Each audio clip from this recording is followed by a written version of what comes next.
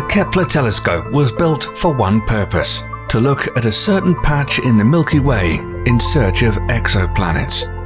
The exoplanet hunter observed over hundreds of thousands of stars and discovered thousands of exoplanets during its lifetime.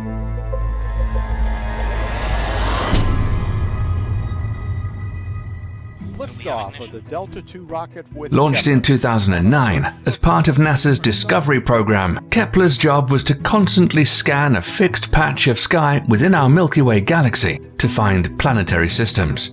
At the time of the launch, it had the largest primary mirror ever sent into space, and it also had a 96-megapixel camera to process the light.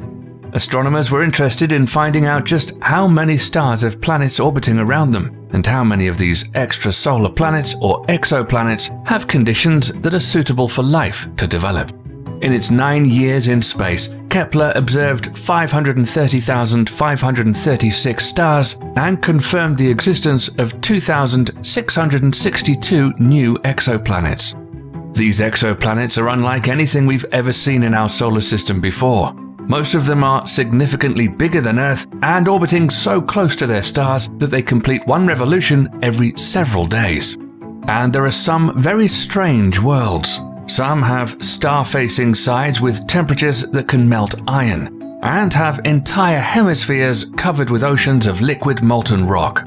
Other exoplanets the size of Jupiter orbit not one but two stars. If you were standing on the surface of one of these planets, you'd be able to see a binary sunset. But Kepler's legacy is that it successfully found Earth-sized worlds orbiting at a safe distance from their host stars inside what's known as a habitable zone or Goldilocks zone. This is where the temperatures are warm enough for water to condense on their surfaces, but not so cold that it will just freeze up entirely. Although being in this zone doesn't guarantee the existence of life, the presence of water is significant and the foundation of life as we know it. One such exoplanet discovered by Kepler that has recently generated excitement among researchers is called K2-18b. In September 2019, two scientific teams independently announced that they found signs of liquid water in the planet's atmosphere. Situated 124 light-years away from Earth, K2-18b is about 8 times the mass of Earth and 3 times as big. It orbits a main sequence red dwarf star called K2-18. A red dwarf star is the smallest, coolest star and by far the most common type of star in the Milky Way. According to Kepler's data, astronomers estimate that 6% of red dwarf stars have an Earth-sized planet in the Goldilocks zone, at least in our neighborhood. To find water on the surface of one such planet is a landmark discovery in the search for potentially habitable alien worlds. K2-18b is also the first planet with water out of all of the exoplanets discovered by Kepler in the habitable zone of stars.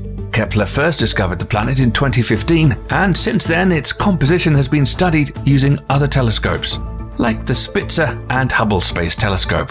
Kepler mainly used what's known as the transit method for exoplanet hunting. It essentially means that if a planet passes in front of a star, the light from the star dims slightly, and that's how we can tell that there's a planet there. The level of dimming and how long it lasts gives us important information about the size and orbit of the planet. However, detecting the transit of an extrasolar planet is very challenging. For example, the diameter of Earth is only 1/109th of that of the Sun. So, for an outside observer of the solar system, the passage of Earth would dim the output of the Sun by only 0.008%. Kepler's cameras had to be sensitive enough to detect this minute change in the luminosity. Using the same method way back in 2014, Kepler first found a potentially habitable exoplanet. Kepler 186f ignited the imaginations of space nerds everywhere when NASA announced its discovery. Now a new study indicates the exoplanet, 500 light-years away, may also have seasons and a climate similar to our own. New research out of Georgia Tech University has analyzed the planet's spin and axial tilt and found that its tilt is stable like Earth's, which makes it likely that Kepler 186f also has regular seasons and a stable climate. Similar research on the massive Kepler database is going on in research universities all across the world. In fact, in recent years, previous Kepler findings that were rejected as potential Earth-sized exoplanets due to algorithmic error are getting rediscovered. These false positives are now slowly being reanalyzed in conjunction with data from other telescopes. One such planet is Kepler 1649c. In mid-2020, while combing through old Kepler data and matching it against new data from the Transiting Exoplanet Survey Satellite, or TESS, astronomers confirmed the existence of another exoplanet with very favorable conditions for life. Kepler 1649c, located 300 light-years from Earth, is very similar to Earth in size and estimated temperature. This newly revealed world is only 1.06 times larger than our own planet. Also, the amount of starlight it receives from its host star, which is also a red dwarf, is 75% of the amount of light Earth receives from our Sun, meaning the exoplanet's temperature may be similar to our planet's as well.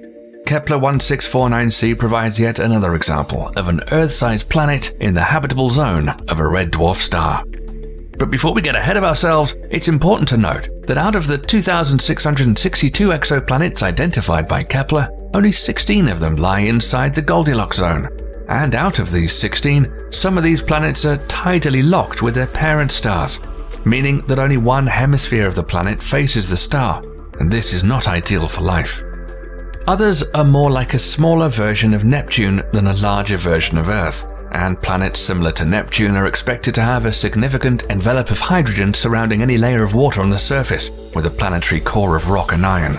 If the hydrogen envelope is too thick, the temperature and pressure of the water layer beneath would be far too great to support life. On top of all of this, despite being cooler, red dwarf stars tend to be more active than Sun-like stars.